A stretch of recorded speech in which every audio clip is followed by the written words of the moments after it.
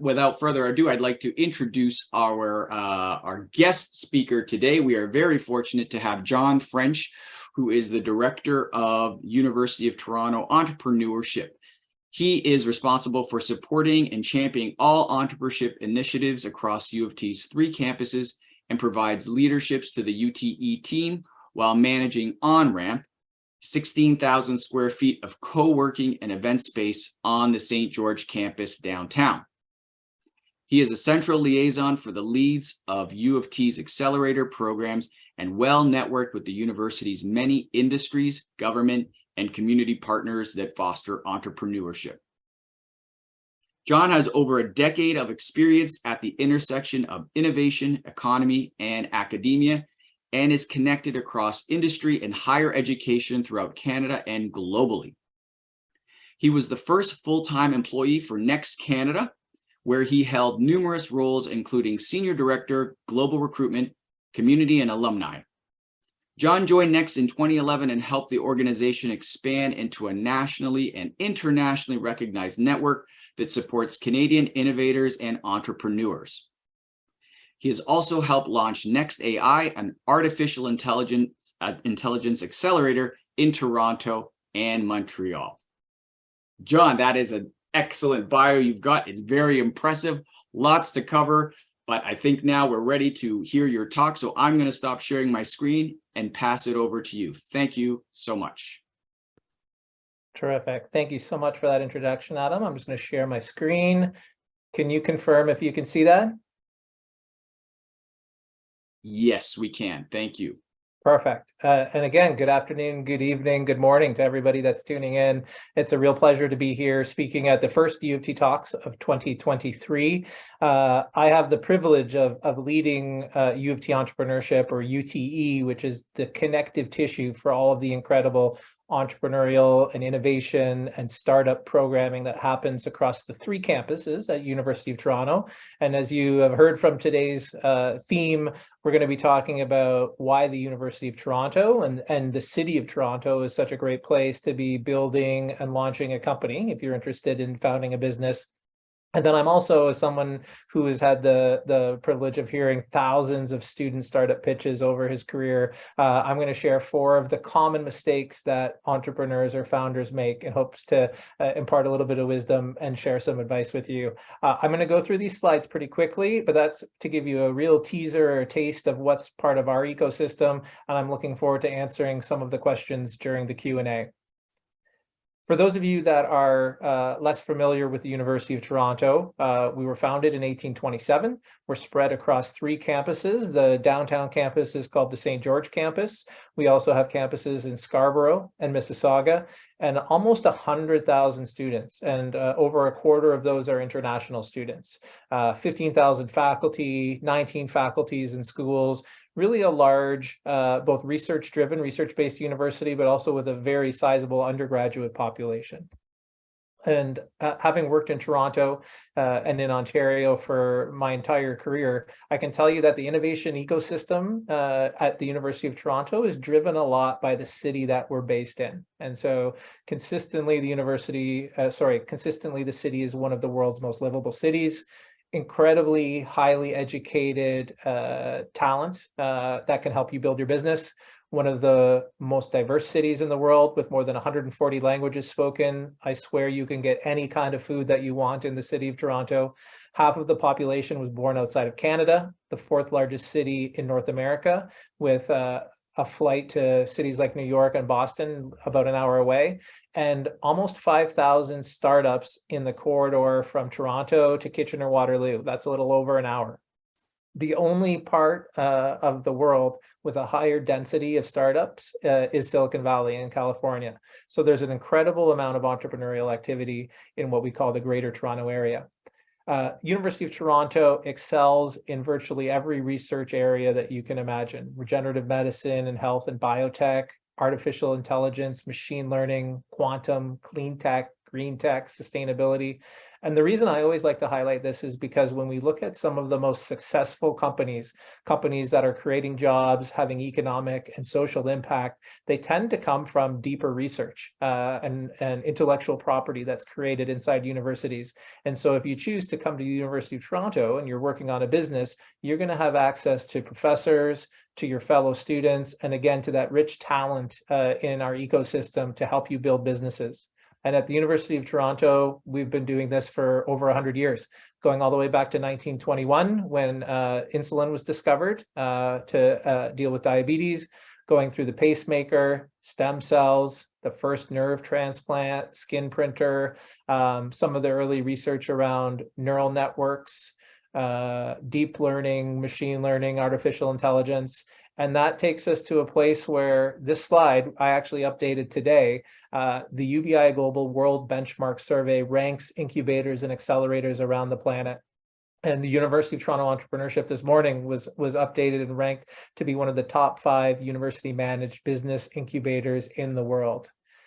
I would say that all of these statistics here are conservative. We're erring on the side of being cautious, but well over 600 venture-backed companies have been created in the past decade.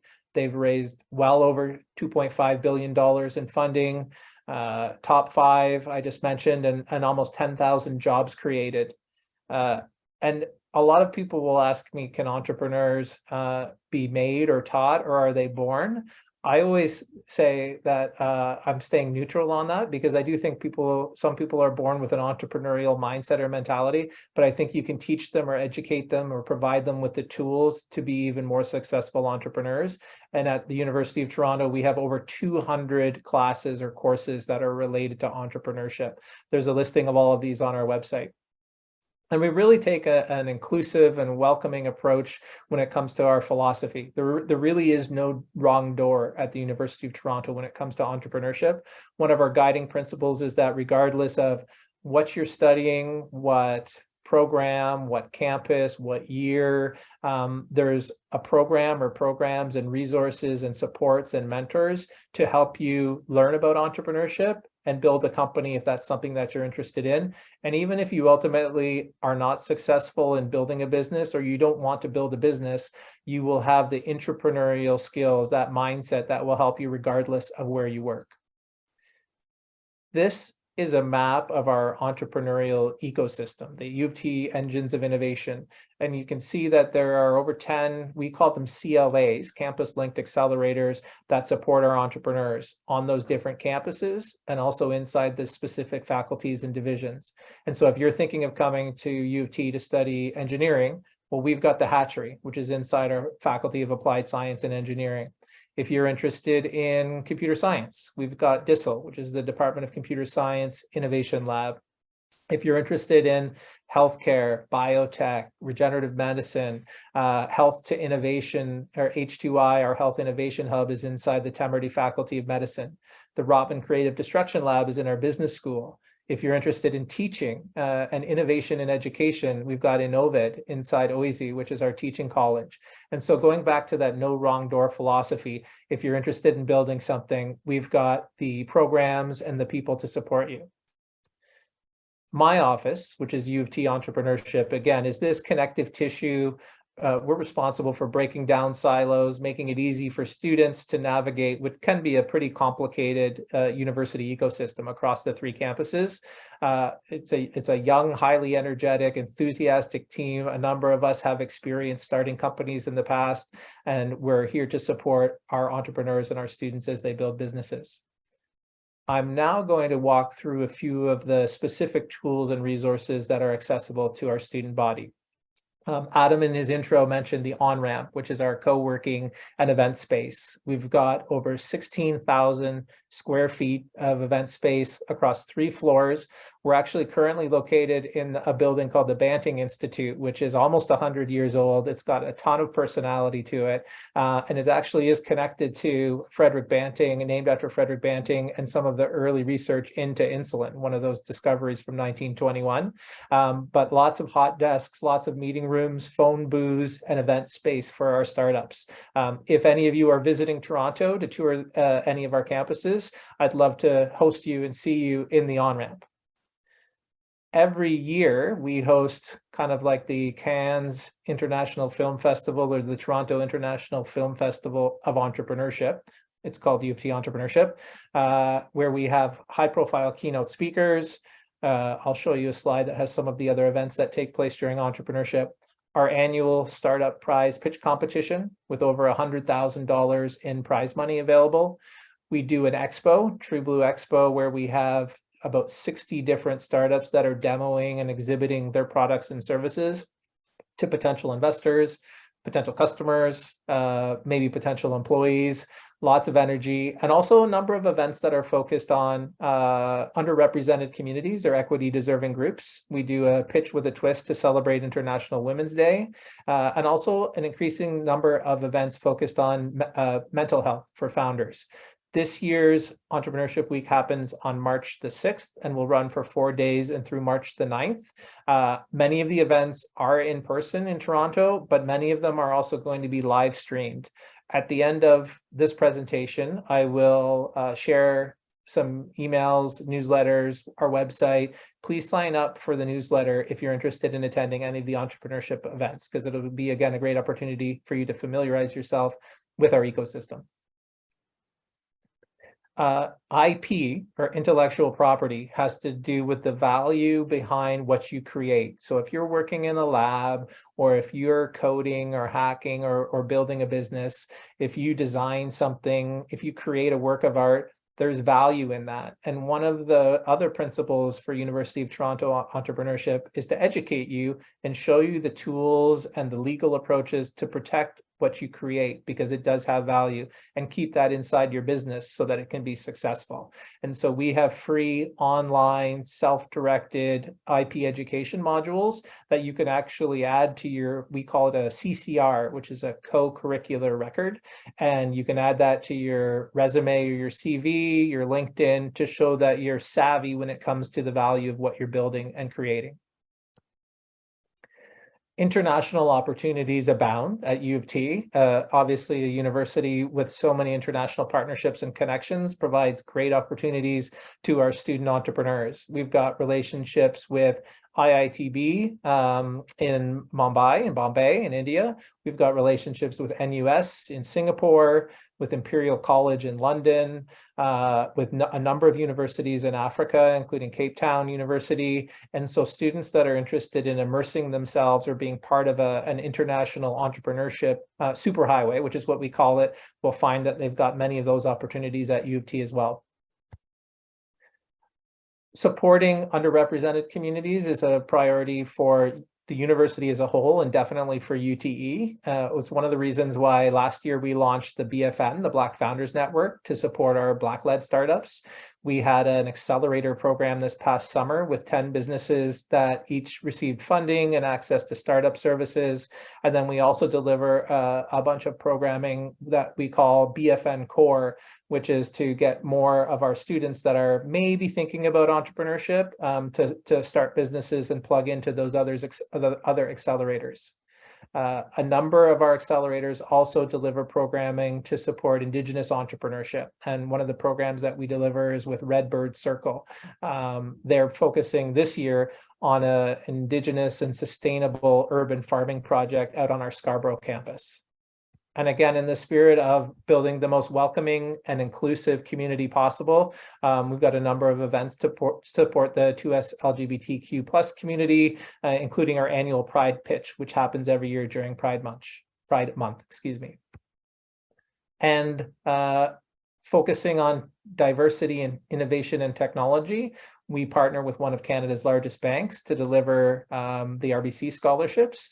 And we also work with RBC to deliver an annual innovation challenge where students will work on new projects for up to $100,000 in prizes. And this year, the focus is on sustainability and climate change and tech for a greener future. I mentioned our annual Desjardins Startup Prize, which will be awarded on March the 9th during Entrepreneurship Week. So that's over $100,000 worth of prize funding, non-dilutive prize funding, for those of you who know what that is, which means you don't have to give up any equity in your business, is awarded every year to the top, from the top 10 startups at our pitch competition. And then anybody who has tried starting a company before knows that having access to perks, to cloud computing credits, to free Shopify stores, to discounted printing, all of these perks make it much easier for you to run your business, build your business without paying for it yourself. And so the university continues to build a growing list of startup perks that anybody who is a U of T startup can tap into. One of my favorite parts of my job is learning and hearing and supporting startups that are working on really interesting problems and solving them through disruptive technology. And so before I end with my 4 common mistakes, I wanted to highlight a few of the U of T startups that are really making a difference in our world in really unique spaces. The first, excuse the pun, with space is Kepler Communications, co-founded by a number of engineering students from the University of Toronto. They're the largest Canadian satellite operator, and they're building what's called a nanosatellite space network to connect all things in space. They've raised well over $60 million US and grew out of aerospace, a student club, the U of T aerospace team. One of the other areas that I just find is really hot and has a huge upside for the benefit of our health has to do with using artificial intelligence and machine learning for drug discovery. And Atomwise is one of a number of companies. Deep Genomics is another very high profile example that have graduated from the University of Toronto ecosystem. In this instance, Atomwise went through Y Combinator, which is probably the most well-known and most heard of accelerator in Silicon Valley. They also went through a number of U of T accelerators and have raised in excess of 200 million in funding. And they're using the power of artificial intelligence to look at different combinations of drug components so that we can address disease much quicker using that technology. Earthos, the co-founders of Earthos were in the Forbes top 30 under 30. They've raised over 7 million in funding, and they're using plastic waste, and they're turning it into compostable particles that can be used for packaging and shipping, and are revolutionizing that industry. And then finally, Reddy Olu here his invention was on Time's top inventions of 2021. He's an alumni of that Black Founders Network, and they use harness solar power to deliver renewable energy to rural areas all across the African continent. So some high profile examples from our ecosystem.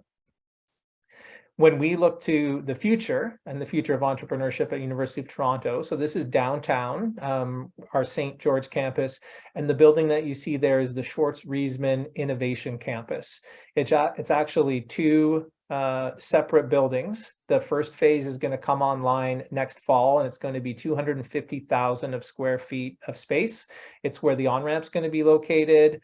The Vector Institute for Artificial Intelligence, and a number of our campus accelerators will be in that building as well.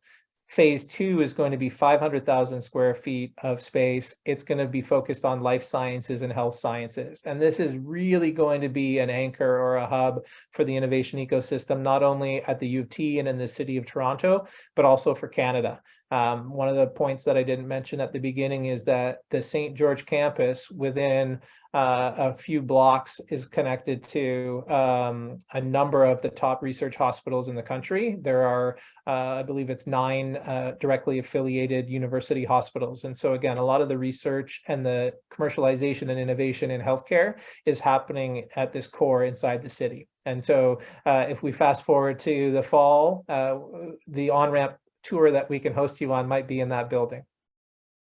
And now, before we take questions, my final gift is to share 4 of the common founder mistakes that I see in here when I get to work with entrepreneurs. And again, I've heard thousands of pitches, and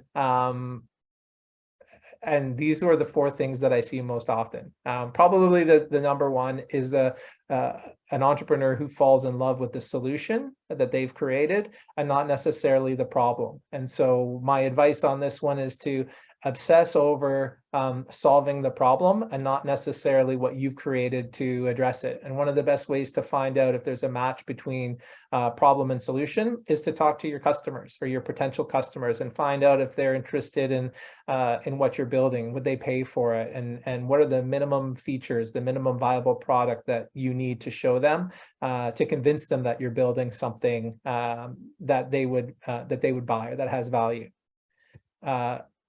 The number two mistake I see is just choosing the wrong co-founders. And I come at this one from two different perspectives. One is choosing co-founders that have the right backgrounds, experience, domain expertise to solve the problem that you're looking to address. And that could mean that you have somebody who's more focused on the technology and the technical elements of what your company is addressing. And then you've got someone who's focused more on the business side, and you've got someone who's got domain expertise in the industry or the sector of the technology that you're in. And so making sure that there are different backgrounds from that perspective, but also making sure that you have diverse perspectives in other ways, whether that relates to gender or age or socioeconomic background. There used to be a kind of cliche in the entrepreneurship space where you would want to build a company because you're spending so much time with these people, with the kind of people that you would want to have a drink with or spend that amount of time with. And the advice that I give is to surround yourself with founders who have kind of countering perspectives and will push you and make you feel a little bit uncomfortable, but that you can also respect. And those people that you start a company with will be very important as you grow it. Number three is just paying attention to the structure of your company. I come at this from two perspectives as well. One has to do with intellectual property. And so again, realizing that some of the pieces that drive the most value in your business could relate to research, and maybe there's value in identifying patents or looking at keeping things a trade secret or copyright protection. And so some of those things, but also when it comes to structure and equity and your co-founders, making sure that you have actual agreements, and U of T can help with shareholder agreements and documentation so that you're not kind of caught off guard as your company grows. So taking care of the paperwork and those details early on is important. And my final piece of advice is not to obsess over funding, and in particular VC or venture capital or venture funding. Some of the most successful companies that I've seen have been funded through what we call bootstrapping or generating revenue. And that helps them fund the business, and also through grants or non-dilutive funding. And so please keep that in mind and not obsess over it, and look for ways to not kind of give up chunks of your business early on. And that gets me to the question part of the presentation. So I'll hand things back over to my colleagues to lob up some questions for me. Excellent. Thank you so much, John. I'll just